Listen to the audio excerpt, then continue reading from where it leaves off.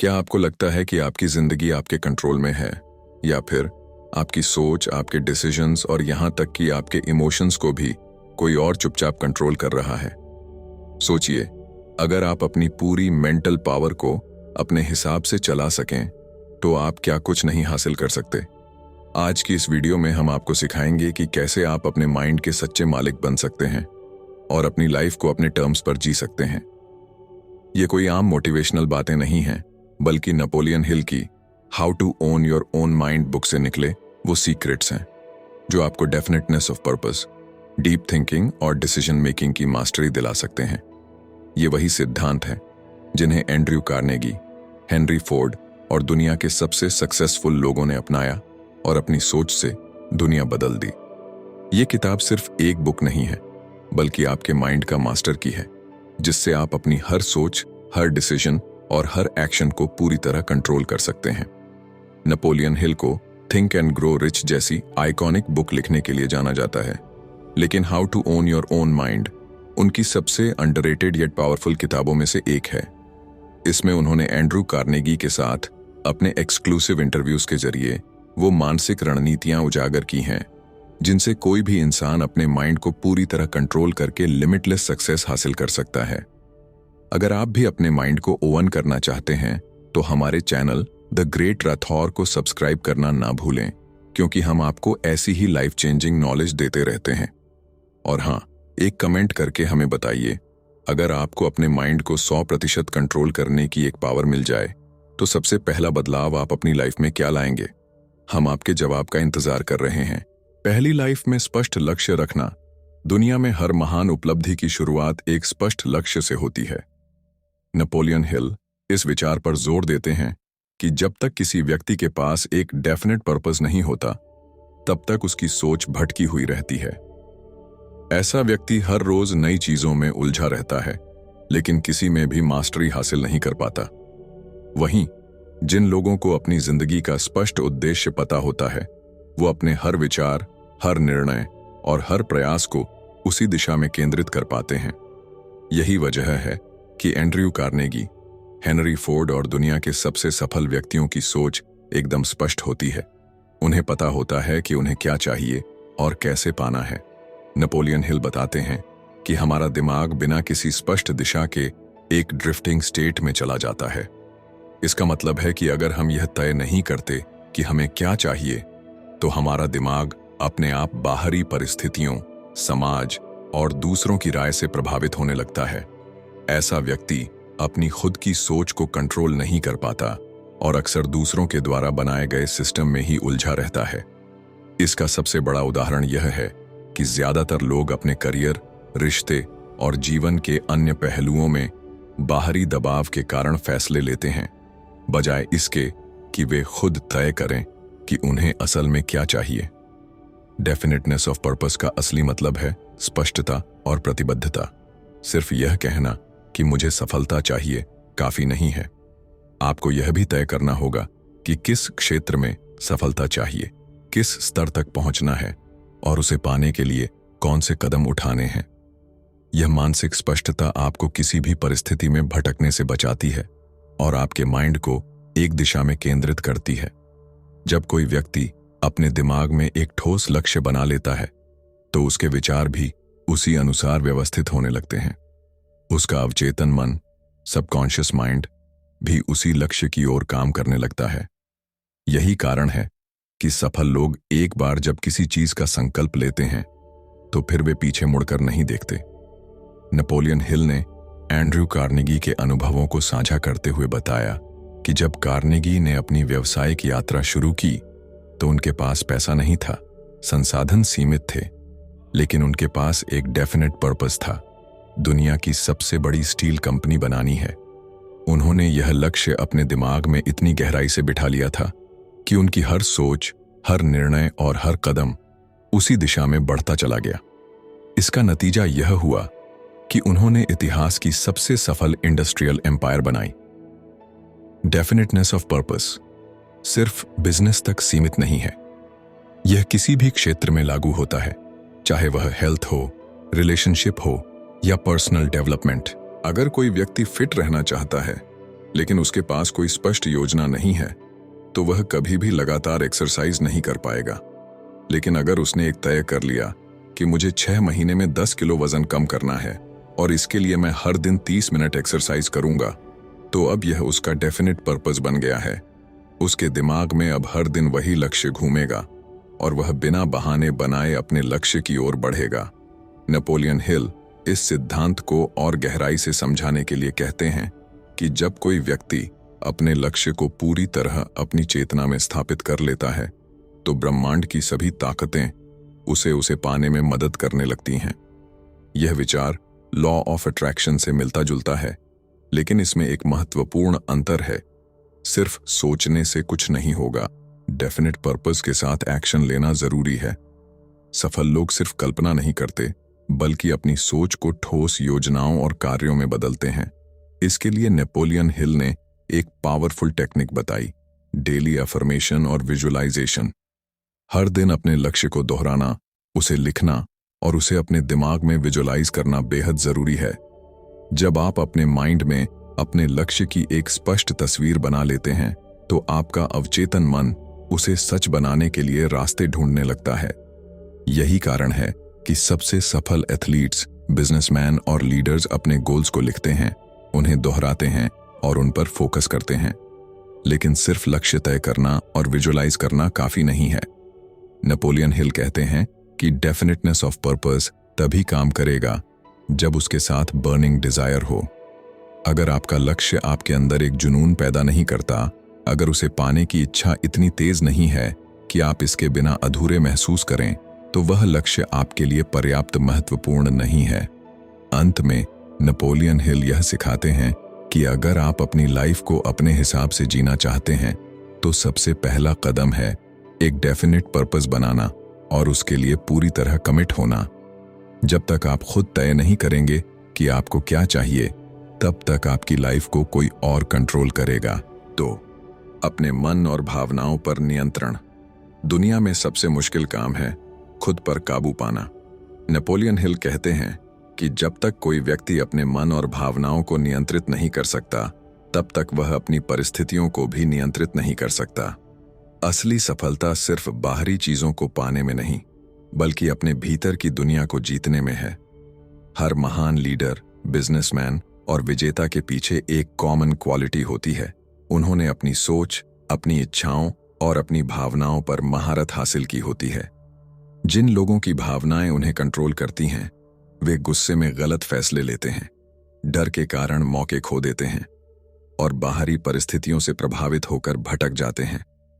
लेकिन जो व्यक्ति खुद को कंट्रोल करना सीख लेता है, वह हर हालात में अपने लक्ष्य की ओर बढ़ता है, चाहे दुनिया उसके खिलाफ ही क्यों ना हो। नेपोलियन हिल ने एंड्रयू कार्नेगी से सीखा कि सेल्फ मास्टरी का सबसे पहला नियम है अपने दिमाग को एक शांत महासागर की तरह बनाना। ज्यादातर लोग बाहरी घटनाओं पर तुरंत प्रतिक्रिया देते हैं। अगर किसी ने उन्हें कुछ गलत कह दिया तो वे तुरंत गुस्से में आ जाते हैं। अगर कोई मुश्किल आ गई तो वे निराश हो जाते हैं। लेकिन जो व्यक्ति अपने दिमाग का मालिक होता है, वह पहले सोचता है, फिर प्रतिक्रिया देता है। वह अपनी भावनाओं को अपने लॉजिक से कंट्रोल करता है, न कि इमोशंस के बहाव में बह जाता है। एंड्रयू कार्नेगी ने यह गुण अपने जीवन में अपनाया और यही कारण था कि वे बड़े बड़े व्यापारिक संकटों में भी शांत रहते थे और सही फैसले लेते थे। खुद पर नियंत्रण रखने का सबसे बड़ा फायदा यह है कि आप हमेशा सोच समझकर निर्णय लेते हैं। नेपोलियन हिल बताते हैं कि जब इंसान गुस्से, डर, लालच या निराशा से भरा होता है तो उसकी निर्णय लेने की क्षमता कमजोर हो जाती है। ऐसे समय में लिए गए फैसले अक्सर गलत साबित होते हैं। लेकिन अगर आप अपने दिमाग को शांत रख सकते हैं तो आप हमेशा एक स्पष्ट और तर्कसंगत निर्णय लेंगे। यही गुण आपको भीड़ से अलग बनाता है। इतिहास के सबसे सफल लोग उन्हीं परिस्थितियों का सामना करते हैं जिनका सामना आम लोग करते हैं। लेकिन फर्क यह होता है कि वे अपनी भावनाओं को अपने ऊपर हावी नहीं होने देते। नेपोलियन हिल बताते हैं कि खुद पर नियंत्रण पाने का सबसे कारगर तरीका है अपने विचारों को मॉनिटर करना। हमारा मन हर वक्त विचारों से भरा रहता है। कुछ विचार सकारात्मक होते हैं तो कुछ नकारात्मक। अगर हम अपने नकारात्मक विचारों को पकड़कर उन्हें बदलना सीख लें तो हमारी भावनाएं भी बदल जाएंगी। उदाहरण के लिए, अगर किसी ने आपको अपमानित कर दिया और आप सोचने लगें कि मुझे बदला लेना है, तो यह गुस्सा आपको जला देगा। लेकिन अगर आप तुरंत सोचें कि इस व्यक्ति की बात मेरे जीवन पर कोई असर नहीं डाल सकती, तो आपका गुस्सा खत्म हो जाएगा। यह अभ्यास जितना आसान लगता है उतना ही मुश्किल है, लेकिन यही असली मानसिक ताकत है।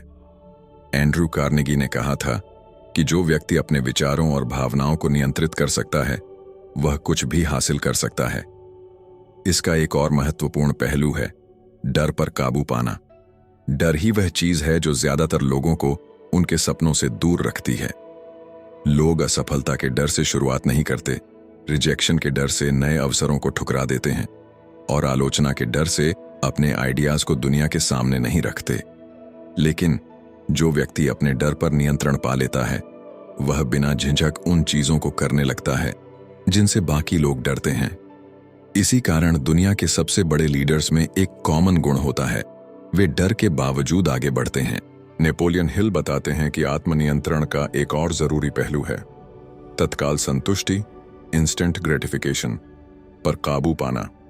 दुनिया में ज्यादातर लोग अपनी इच्छाओं के गुलाम होते हैं।